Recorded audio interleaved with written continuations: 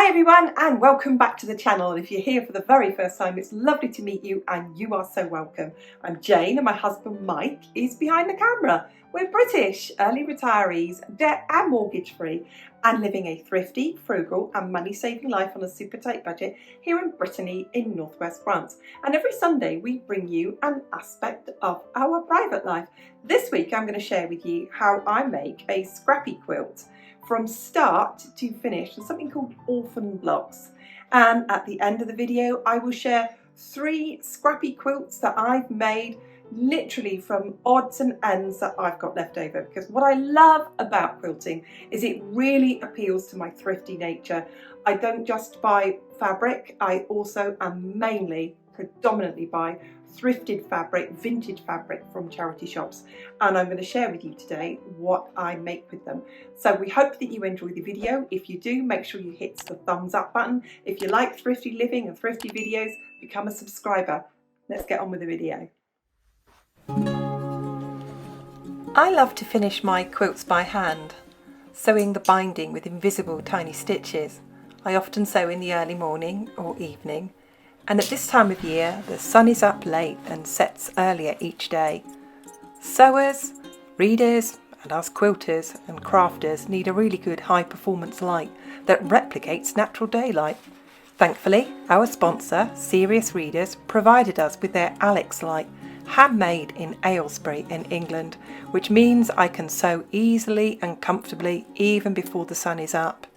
You can see the effect of the daylight wave technology in the vibrancy of the quilt I'm finishing, in contrast to my equally colourful quilts behind me that look dull in the regular overhead LED lights. We'd like to share the offer code SR498, which offers £100 off the high definition lights with free delivery. The link is in the description box below and in a pinned comment. Now, let's watch me make this quilt.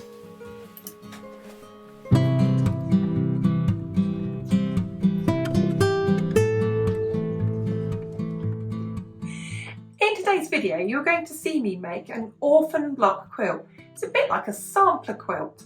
And what I do as a quilter is, if I have blocks of fabric which are too small, or I've not got enough of it that I will need it to use as a pattern for a whole quilt, I cut it up into usable strips. So 1.5 inches, 2.5 inches, 3 inches, 3.5 and 4.5 inches.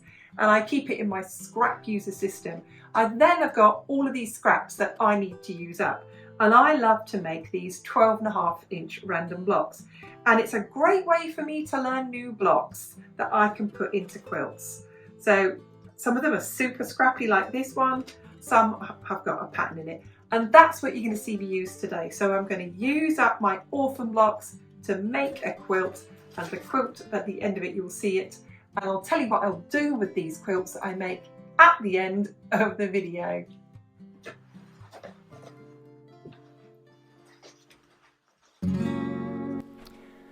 When I'm putting my quilts together, I'm doing something called sashing, and in the corner of each block I'm putting something called cornerstones. And what you see me here is actually making those cornerstones. And I've got 1.5 inch strips that I've sewed together, and then I've got the 3 strips to make the blocks to go on the corner.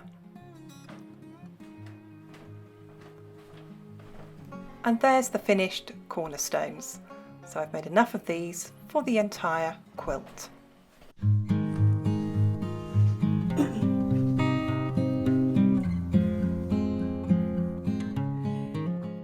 These little 9 patches that you saw me make, the cornerstones are going to join my 12.5 inch scrappy blocks all together, and they're going to be joined on every border between each of them with the opposite of this. So you can see where my cornerstone blocks are going to go, and it'll all make sense as I make the quilt. So I have quite a few of these to make, and I best get going with these. But I just thought I'd share with you a few of the scrappy quilt blocks that I've made. Love that weather vane block, it's really lovely. Love this one with the snowball corners, I really like that one. That's part of a quilt I made. I'll show you this quilt. I've made this one at the end of the video today. That's my postage stamp quilt. That's part of a previous choice, bit of sister's choice. Another star block. Another star block. You can see I've really just used everything I've got. I've thrown everything I've got into this quilt today. Another cathedral star for that one. Another one. Beauty. I don't know what that star is called. I really love it. And I've got lots and lots of these economy blocks of squares within squares. And I love these as well. Churn dash quilts, another Ohio star. More of these, another churn dash, another square within a square. So you can see I've really chucked every single bit of my scraps into this, just thrown them all in and used them all up. I've got 16 blocks and one square, one spare, just in case I change my mind of which ones I like and which ones I don't like. So I've got my cornerstones and I've got my joining strips. I need to get sewing with these and get these made, and then I can get the quilt put together.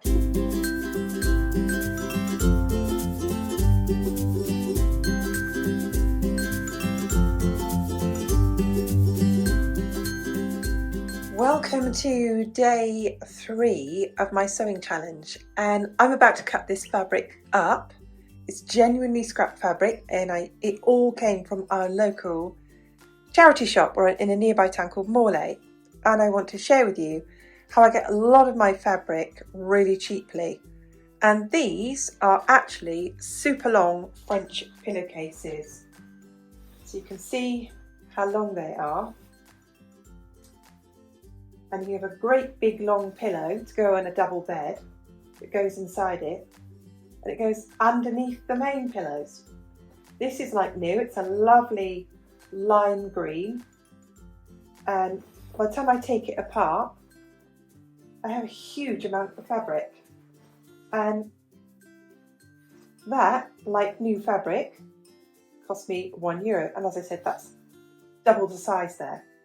So I'm going to cut a 1.5 inch border to go all the way around in the lime green, and I have the same again in this beautiful vintage blue floral. They're 100% cotton, and I just love these old prints. They are really lovely.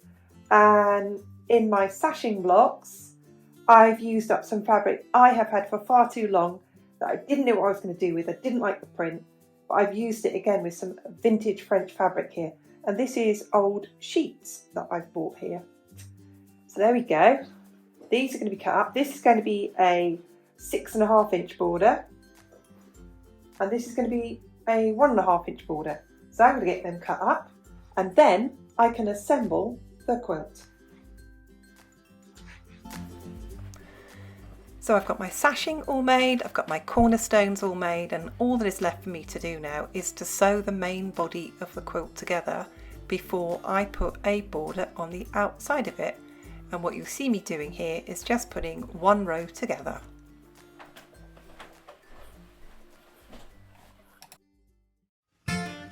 A quick reveal of the quilt that I have been working on. The top is finished. It's taken me all morning to put it together.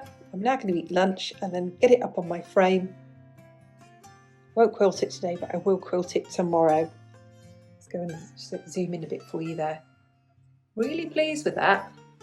It's just all my Orphan blocks and scraps and scrap fabric and thrifted fabric and bits and pieces I had left from other quilts. Go in again for you. There you go. Just to use everything up, because I'm going to work my way through Mount Scrapball and make as many quilts as I can just from scrap fabric. So here's another way I keep down the cost of quilting. The backs of my quilts are always vintage sheets from charity shops. Now this one's, I'll zoom in for you. The sheets I buy and the fabric I buy is always and only 100% cotton. Now the quilt that I've finished making is going to go to a local charity. It will be raffled off in their spring fair. So I thought it'd be lovely to put this kind of spring-like sheep fabric on the back of it. So there you go, another little money saver as well. And now I'm going to get to load the backing onto the machine and sort out my wadding to go inside the quilt.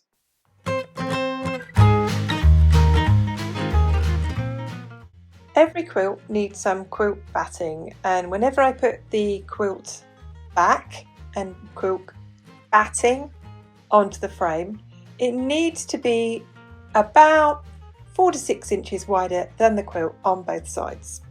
So there's always spare, and when the quilt comes off the frame, the quilt is cut off the spare, and I keep every spare bit and it is all sewn together. And now I have several pieces of quilt, and I'm going to turn around very slowly, not make you dizzy. And this is the actual width. And I'm going to sew the rest of the bits to this bit until I've got enough. So don't waste any of it, because a piece of fabric 2.5 meters or almost 3 meters wide is €18 per running metre. So that's my most expensive part of quilt making, is the quilt batting, and I don't waste any of it at all. You can see how small the bits I sew together. I'm just about to do that to make the quilt wadding for this quilt. So the quilt top is finished. I've cut the backing, which is an old vintage sheet, to size. I have sewn all my bits of old batting together. It is now Franken batting, and I'm ready to actually turn it into a quilt, because a quilt isn't a quilt until it's quilted. So I'm going to get it up on my long arm machine, and a long arm machine is, and I'll just talk about it because it could be, I bet you most people watching this, if you're quilters, you know exactly what I'm talking about, but just in case you're not, and you might be here for the very first time, it's a sewing machine on a frame that I can move around, and I attach my quilt to the frame by pinning it to these fabrics. I pull it tight. Obviously on the bottom goes my backing, then I attach my quilt top, and then in between I slide the quilt wadding. And once I've got it pinned, thanks, and once I've got it pinned on the frame, I'm not going to do anything fancy to it. I'm going to do something that we quilters call stippling, which is like filling the space with wiggly lines. And it sews the 3 layers together, because for me, the fun is in the making the quilt top. I'm not a professional quilter. I've got my quilting machine now because I've been quilting for 20 years next year, and I've had my quilting machine for 1 year. So I've done 18 years basting it on the floor and wrangling an entire quilt through a domestic sewing machine, and it was worth saving up for this one, I can tell you. So I'm going to get it on the frame and get it quilted. I've got 3 layers of my quilts all loaded onto the machine, and I'm stippling a pattern into the machine by moving it myself. It's just like doodling all over the quilt. There you can see me quilting all of it, stippling up and down and moving the quilt on. Then I take the quilt off the frame and I unpin it, and I take it over to my cutting table, and with a rotary cutter and a ruler I trim off all the excess so it's ready for the binding. Here is another way that I save money when I am quilting. I buy these generic polyester threads for quilting. They're sold as embroidery thread, but I successfully quilt with these. I know many quilters will say I wouldn't use it. That's cool, I understand that they wouldn't use these, but I successfully quilt with these. They're kind of like a generic version of the quilter's thread called Glide, and this is like, it's the same, but it's obviously it's not a brand. And I get all of these colours all in one go. I got them all from Amazon, and fortunately they've worked really well. So these saved me a huge amount of money. They are a couple of euros each buying them like this. If I were to buy the branded version of that and the proper stuff, it's getting on for 25 euros. So I use a cheap alternative. As I said, works okay for me, fully understand.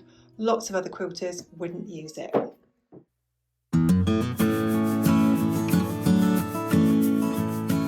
Another money saver when I am quilting is whenever I make a quilt, I'll always have some spare quilt binding, and I save all of it.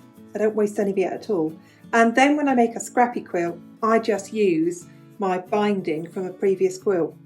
And as quilters make binding by taking a 2.5 inch strip of fabric, we fold it over and we press it. And that is what we use for our binding. So waste not, want not with binding as well. It's a really quick job for me to sew the binding onto the quilts, and I sew it onto the front, I press it, and then I sew it by hand from the back with invisible tiny stitches.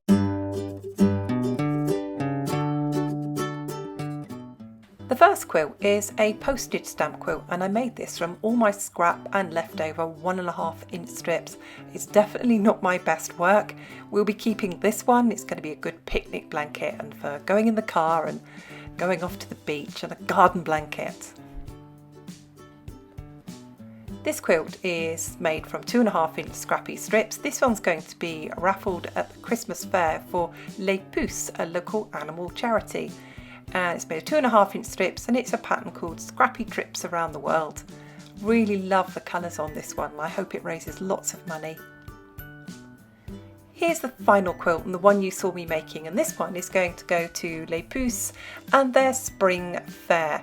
And I just love the colours in this one. I really hope that it raises lots of money with all those beautiful spring colours.